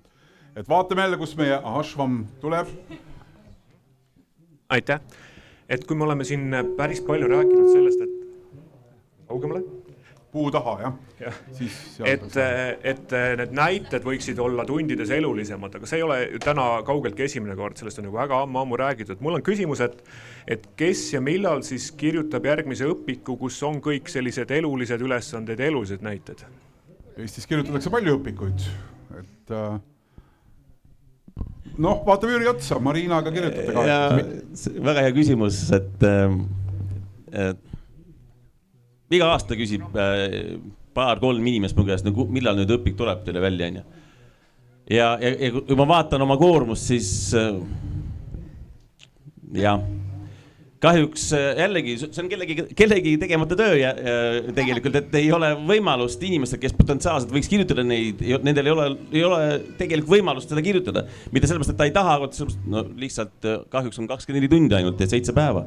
Ja meil kalendris, et ei olegi võimalik, jah. Karin, kas meil on õpikute selline süstemaatiline probleem? Ehk kui me täna õpikut kirjutame, siis kas me toodame seda, mis on olnud või loome seal täiesti reaalselt uut kvaliteeti? No see, kas me toodame uut kvaliteeti, sõltub õpiku kirjutajast. Aga see, millele nüüd Jüri vihjas, et lihtsalt nendel potentsiaalsetel kirjutajatel ei ole seda aega et ma arvan ka, et meil on liiga vähe inimesi matemaatika didaktikas ja järjest rohkem me muidugi omavahel ka koostööd teeme, et see on tore, et meil on see olemas nii Tallinna Ülikoolis kui Tartu Ülikoolis ja see koostöö ikkagi järjest areneb, et koos jõuame rohkem. See kõlab juba nagu ühe elulise näitena tekstülesandena, et Tallinna Ülikoolis on nii palju didaktikuid, Tartus on nii palju ja kõik, mis sealt edasi tuleb siis. Ja, palun. Ma kõigepealt vastaks sellele eelmisele küsimusele tegelikult, et mina lapsevanemana ikkagi näen, et need õpikud on juba olemas. Ma tahaks kõigile soovitada Grigori Osteri raamatut Vallatu matemaatika. Nüüd on kirjutanud ka ühe kommiteadusraamatu, kus see vallatu matemaatika on nagu kaanest kaaneni täis ägedaid elulisi matemaatika ülesandeid. Ma saan ise sealt väga palju õppida, sest et ma olen veidi mures sellepärast, et mu poeg läheb nüüd 4. klassi ja ma kardan, et sellega minu matemaatika piirdub.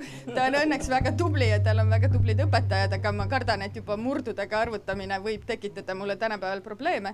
Ja sellest ka minu järgmine küsimus, et minu taust on täiskasvanu haridus. Ma töötasin sel ajal, kui, ütleme, ma olin üks nendest, kes piiakit hakkas nagu Eestisse meelitama.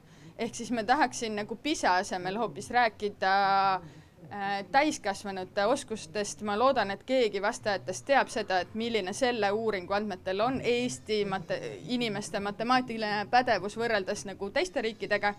Ja minu meelest see, kui palju PISA uuring näitab, et need numbrid on väga head, on nagu väga, kuidas seda öelda, nagu siuke kitsas vaade. Et tegelikult olulisem minu jaoks on see, et mis inimesele täiskasvanuna sellest külge jääb ja ma loodan, et ma olen nagu siinkohal erand, sest et ma nagu nii õppisin humanitaarklassis, aga ma ikkagi kardan, et inimesed, kes oma täiskasvanu elus, tööelus matemaatikaga kokku ei puutu, on ikkagi sama kehval tasemel kui mina.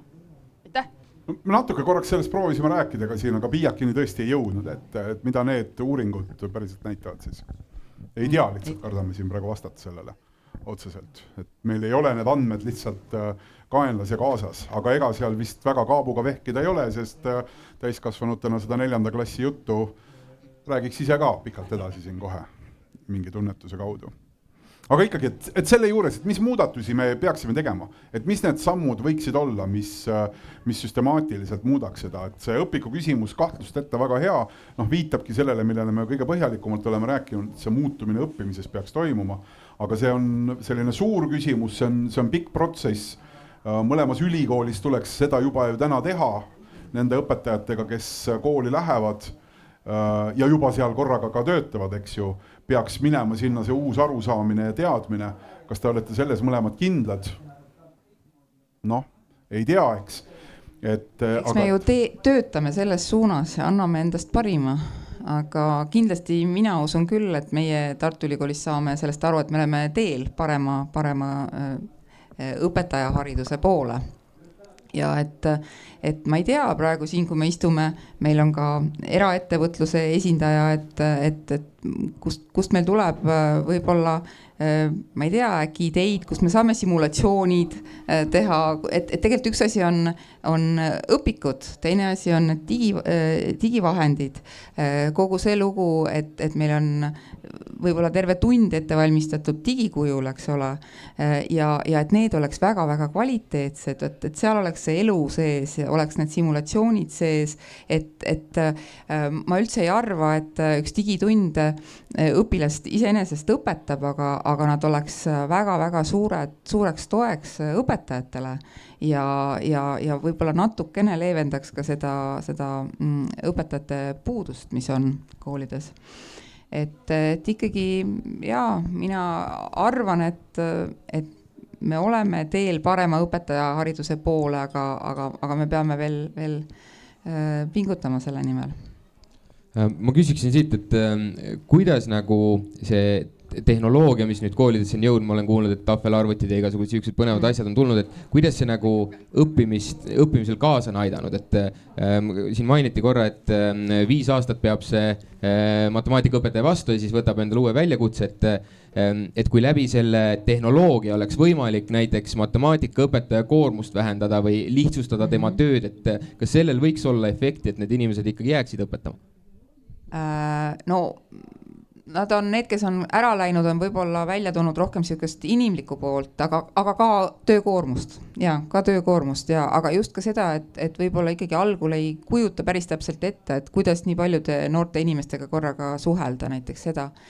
Et need digilahendused kindla peale, et lihtsalt ütleme see olukord, milles me oleme olnud siin nüüd 1,5 aastat on pannud õpetajaid otsima erinevaid lahendusi ja nad järjest särasilmsemalt räägivad nendest, kogukonnad on tekkinud, kus nad jagavad neid kogemusi, milleks üks või teine õpivara hea on, nii et mina olen selles mõttes hästi positiivne, et seda digitaalset õpivara suurendades me saame vähendada oma õpetajate koormust kindlasti. Ja tekitada huvi ühtlasi õpilastes, eks ole. Ander. Mina tooks lauda hoiakud ja uskumused, millest me alguses rääkisime, et me jõudsime lahti rääkida selle, et uskumused, et matemaatika on ennekõike võime küsimus ja mikroskoopiliselt töö küsimus, et see on ohtlik ja et tegelikkuses on ta väga suures osas töö küsimus. Ja seda on, see on miski, mida me saame kõik teha, nii õppijana kui lapsevanemana kui lihtsalt kõrvalseisjana. Ja võib-olla saab meelde endale jätta ka, et mitte nagu panustada 2 levinud müüti, et üht me oleme juba täna käsitlenud, et see on müüt sellest, et on olemas sellised olemuslikud humanitaar- ja reaalinimesed. Et tõepoolest inimesed on erinevad, aga et see ei ole kuidagi niimoodi ette määratud, et kumb sa oled. Ja teine müüt, millest me ei ole rääkinud, aga mis muidugi puutub siia ja millest teistel lavadel ka ikka räägitakse, on muidugi see, et me ju sageli arvame, et see reaalsus ja humanitaarsus käib kuidagi sugupidi, millel on ka väga-väga vähe tõendeid, et isegi kui mingisugused nagu sugudevahelised erinevused inimeste gruppide keskmises on, et see on ka selline nagu matemaatilise kirjaoskuse üks küsimus, et kui me ütleme, et poisid on matemaatikas paremad kui tüdrukud, et mida see tähendab? Ma arvan, et inimene mõtleb selle peale, et ma olen tüdruk, et ma olen halvem kui kõik poisid. Et ükskõik milline poiss võta, et ta on minust parem. Tegelikult, eks ole, et kui reastada tüdrukud selle alusel, et mitu punkti need matemaatikaeksamis saavad ja reastada poisid, siis need on, eks ole, 2 kõrvuti rivi, võib-olla üks poiss on ees ja siis tuleb tüdruk, ehk siis, et keskmine tüdruk on parem kui nagu 49% poisse.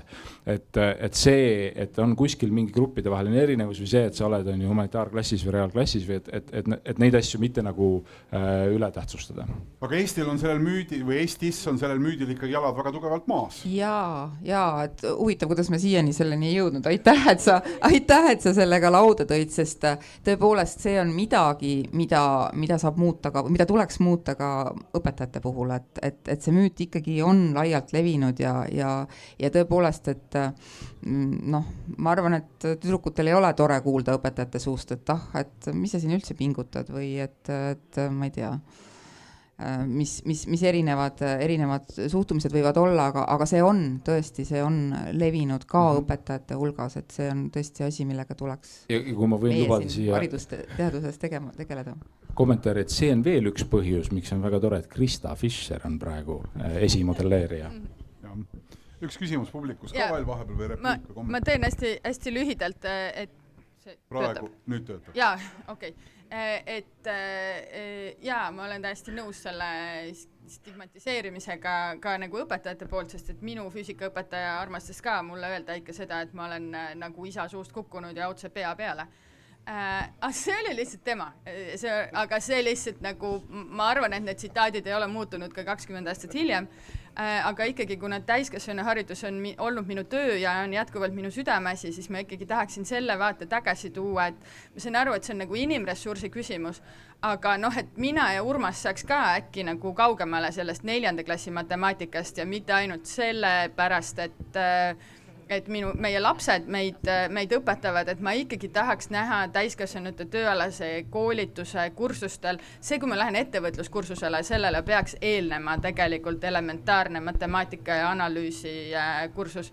Ja olles kokku pannud seda riiklikku koolitustellimust, siis ma neid pakkumisi ikkagi ei näe. Ma saan aru, et see on kombinatsioon matemaatikast, andragoogikast ja ilmselt nagu veel mõnest teadusalast, aga ma pikisilmi ootan seda. Ja mis veel õpikutesse puutub, siis mulle tundub, et äkki selle ägeda õpiku võiks kirjutada lapsed ise.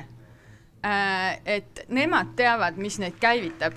Ja minu poeg vabalt suudab teha nagu matemaatilisi tehteid kasutades onu Roberti rahapakke, Mikid ja Donaldit. Ja ma arvan, et see oleks äge ja lõbus, kui nüüd keegi lihtsalt võtaks selle enda vedada. Aitäh. Aitäh. Anna korraks sinna see muhv kõrvale ka. Veel ühe korra. Üks hästi lühike repliik, et kuna Andero ütles, et lugu on see, mis hästi müüte murrab, siis see sama müüt, et kui ma praegu vaatan doktoriõppe vastuvõttu Tartu Ülikooli Matemaatika Statistika Instituudis, siis 4 doktoranti on tulemas ja kõik on tüdrukud. Väga hea lugu, aitäh. Nii, kas keegi veel tahaks pakkuda siin nagu lõpuringis mingit sellist kontseptuaalset muutust, mida oleks vaja? Äkki keegi publikust, kes veel pole öelnud midagi, tahaks öelda.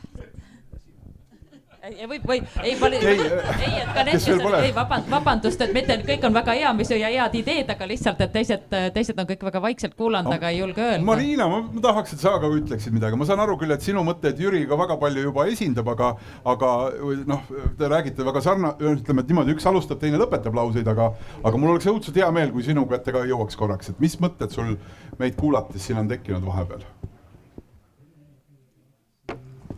Tere!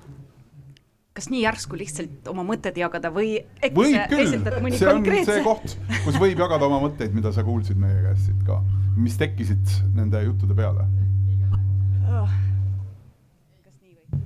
Või minna kuskile kaugemale või nii on okei? Jah, sinu mõtted küll, aga natuke kaugemalt. Ma proovin siis kuskile, ma ei tea, mujale. Kas siin puu taha on vist paremini, jah?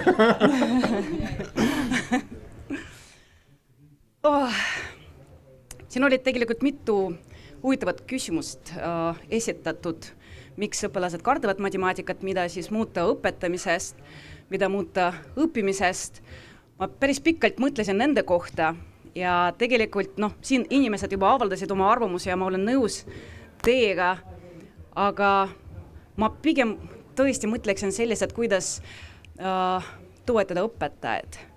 Sest praegu tõesti võib, ma ei tea, selline mulje jääda, et meil õpetajad on üksi, et nad muidu peavad, aga nad jäävad kuidagi üksinda ja pigem mõelda, kuidas toetada ja aidata siis õpetajad, et nad ka saaksid sellega hakkama, sest õpetajad on sellises olukorras, nagu nad peavad midagi tegema, peavad kuhugi liikuma, aga mida tegema ja kuhu liikuda, keegi ei öelnud ja suunda tegelikult eriti ei näidanud nendele. Et võib-olla siis ma lõpetaksin sellega. Jaa, Marina, väga hea mõte, ma arvan tõesti, et see kindlasti on miski, mida me võib-olla ei märganud siin täna ka nii pikalt ja põhjalikumalt käsitleda, et mis tõesti puudutab nagu õpetaja toetamist ja õpetaja abistamist. Kas veel keegi? Veel praegu? Ja seal anname selle suure kaarega sinna taha lendama. Nii, aitäh. Loodan, et ma olen piisavalt kaugel. Ma küsin võib-olla natuke laiema küsimuse, et kui teil kõigil oleks võimalik üks nii-öelda hea mõte või siis soov panna siis igale valitsuskabineti liikme südamele, siis mis see nii-öelda soov oleks? Ja see ei pea olema ainult nii-öelda õpetajate poolest, aga laiemalt teaduses. Aitäh. No, väga ilus lõpu mõte, teeme selle kiire ringi siis. Kas see oli nagu nimeliselt igale valitsusliikmele või kõik? Saad öelda ainult ühele, ei räägi. Ma pean ikka välja valima, kellele. No, palun. Mul ei ole veel, siis ma pean mõtlema. Siis peab mõtlema. Ma võin püüda meelde tuletada ministreid, kes meil on. Paljud ministrid võib-olla ei pruugi meelde tulla. Nii. No sellest on palju räägitud, et teadusrahastusega meil kõige lihtsamad lood ei ole siin Eestis ja kui ma saaksin rääkida kellegiga valitsuskabinetist, et kui äkki midagi saaks muuta, siis täna ja praegu on meil olukord selline, et mis puudutab teadust, matemaatika didaktika teadust või siis matemaatika haridusalast teadust, siis neil gruppidel on väga-väga raske raha saada, sest et nad konkureerivad näiteks psühholoogidega ja üldse väga suure sellise sotsiaalteaduste grupiga ja aastaid on olnud olukord, kui tegelikult ei saa haridusteaduse vallas, matemaatika hariduse vallas ma ei teagi, ammu ei ole saanud enam rahastust. Et jaa, ma räägiks küll sellest, et see olukord on sellepärast väga-väga kurb, sest üldiselt õpetaja, üldse koolitus peab olema ülikoolides teaduspõhine, eks ole, et selleks on vaja ka teadusrahastust. Ja no minul oleks ka üks selline väga konkreetne soov, et kui me räägime teadusest, et üks asi on teadus ja teaduse rahastamine ja sellest võime ka pikalt rääkida, aga läheks samm veel tagasi, et läheks tudengite juurde, et kui mõelda, et tänapäeva tudengi reaalsusele meil on prioritiseeritud erialad ja need, mis on nagu vähem olulised ja nendel riigi jaoks olulisematel saavad tudengid näiteks stipendiumit ja neil on teatud boonused. Paraku matemaatika ja füüsika ja keemia sellised baasreaalained, mis on riigi jaoks üliolulised, ei kuulu nende oluliste erialate juurde, kus näiteks tudengid isegi stipendiumid saavad. Et minu jaoks, et riik peaks võtma oma prioriteediks, et selline baasharidus, kõrgharidus oleks nagu väärtustatud ja ka tudengi jaoks juba kas või selle, olgu see stipp kas või mingi sümboolne 100 eurot kuus, aga ikkagi miski, mida ta ei püük küsima vanematelt, kui ta tahab seda ala õppida, sest praegu võib olla ka üks oluline argument see, et mis mind lisaks toetab sellele õppimisele. Siit on juba 2 väga head küsimust tulnud küll erinevatele ministritele. Mina olen selle mõlemaga nõus, sellepärast ma siis püüan 3. siia panna, et see on võib-olla kõigile ministritele ja paras pähkele, et kuidas kasutada teadust rohkem riigi kvaliteetsel juhtimisel, et kuidas teha juhtimisotsuseid, mis on teadusega kooskõlas ja see on selles mõttes paras pähkele, et siin tegelikult lihtsaid vastuseid ei ole, et lihtne vastus, mis võib pähe tulla, oleks see, et aga laseks siis teadlastel riiki juhtida. See ei ole hea mõte erinevatel põhjustel. Siis võib mõelda, et küsiks alati teadlastelt, siis teadlased ütlevad, et meil pole aega. Seda on isegi proovinud, on ju, nii edasi. Aga et üks asi, mis mulle tundub, on Eestis nagu kanda kinnitamas ja on väga-väga hea mõte, on eksperimentaalse meetodi kasutusele võtmine riigi juhtimises, ehk siis teaduslikku meetodi. Et teadus ju mõnes mõttes on tegevus selleks, et saada tõele lähemale ja üks viis, kuidas nagu tõele lähemale saada, on proovida ära ja tõesti mõõta ka tulemusi ja idee on siis näiteks selles, et kui on välja mõeldud mingisugune uus meede, et hakkame sotsiaaltoetust maksma, ma ei tea, mitte 1 kord kuus, vaid 2 kord kuus. Et on erinevaid argumente selle poolt ja vastu, on erinevaid maailmavaatelisi nagu põhjendusi, et vaata, et see ikkagi usaldab inimest liiga palju või liiga vähe.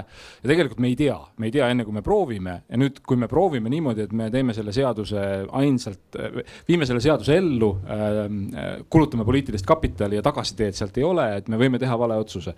Et võiks proovida niimoodi, et me näiteks kuskil Rõuge vallas, eks ole, teeme selle pilootprojektina ära, lepime enne kokku, mis on need väljundid, mida me jälgime ja leiame kuskilt ühe võrdväärse valla, kus seda ellu ei viida ja võrdleme neid tulemusi ja suhtume sellesse normaalselt. Et see, et kui midagi valesti läheb, et keegi ei ole nii valesti teinud, et selline ettepanek. Selline julgus eksida, mida Jüri siin kirjeldas, et ainult julged inimesed teavad matemaatikat. Nii. Kui minu mälu petta, siis juba aastaid Haridus-Teadusministeeriumis pole olnud inimest, kes üldse esindaks või vastutaks kuidagi matemaatika arendamise eest. Seda lihtsalt ei ole seal. Ma tean, näiteks on mul hea kolleeg olemas seal, kes on loodusaineid esitamas, aga näiteks matemaatikud ei olegi Haridusministeeriumis olemaski selles mõttes ja ma arvan, see on väga suur probleem, et me peame sinna ikkagi tekitama matemaatika suurt olulist valdkonda kellegi esindama või siis, et tekiks mingisugune siis inimeste matemaatika ja matemaatikadidaktikute esindajate kogu, kellel oleks pidev dialoog näiteks ministeeriumiga. Seda ei ole, kui päris aus olla. No nüüd on uus kantsler, kes on vähemalt matemaatikutega koos töötanud. Jah, selle kantsleriga temal on matemaatika kõik korras, jah, selles mõttes. Ja ma võib-olla vaataksin seda asja natukene nagu laiemalt ja mulle tundub nagu, et sellisel väiksel riigil nagu Eesti, et meil on vaja ikkagi innovatsiooni teha ja innovatsioon tuleb tänu matemaatikale kindlasti ja ma tahan jõuda sinna, et tuleks suurendada sellist teadusasutuste ja eraettevõtte vahelist koostööd. Et meil on suurepärased pead nii teadusasutustes kui eraettevõtetes, aga neid ideid tuleb vahetada ja need inimesed tuleb kokku viia ja seda koostööd tuleb lihtsalt rohkem teha, et see meid edasi aitaks. Ja innovatsioon on see, mida on võimalik eksportida. Eksport on see, kust ainus viis, kuidas Eestisse saab uut raha tekkida. Nii et ma usun, et see teadusasutuste ja eraettevõtluse selline koostöö oleks üks oluline punkt, mis ma neile hinge peale paneks. Kindlasti on, aga need inimesi on vaja kõigepealt selle jaoks juurde, sest nagu Jüri ütles, ta ei jõua 24/7 ja on kõik tööd ära planeeritud ja tulebki lahutada siin nüüd Jürist, et ta ei jätaks didaktikat ja tegeleks sellega ikkagi edasi. Aitäh, arutlejad. See oli üks pikk ja keeruline selles mõttes vestlus, et justkui need teemad vaatavad meile otsa, see vajadus on justkui olemas, aga pöörata seda laeva ei ole väga lihtne. See on aastate pikkune töö, aga ma väga usun sellesse, et siin kõlas mitmeid selliseid mõtteid, mis aitavad sellel laeval saada uut suunda ja selle kaudu ja selle läbi ka matemaatika muudab oma Eesti ühiskonnas või Eesti ühiskonnas positsiooni ja et ka tulevikus, nii nagu me küsisime, kes seda tulevikus teeb, on Krista rollis uued Kristad, kes suudavad need teemad vaatajatele selgeks teha. Teie ees olid Krista Fischer ja Karin Täht, Andero Uusberg, Priit Vellak ja Jüri Kurvits. Suur tänu! Suur tänu! Tänan!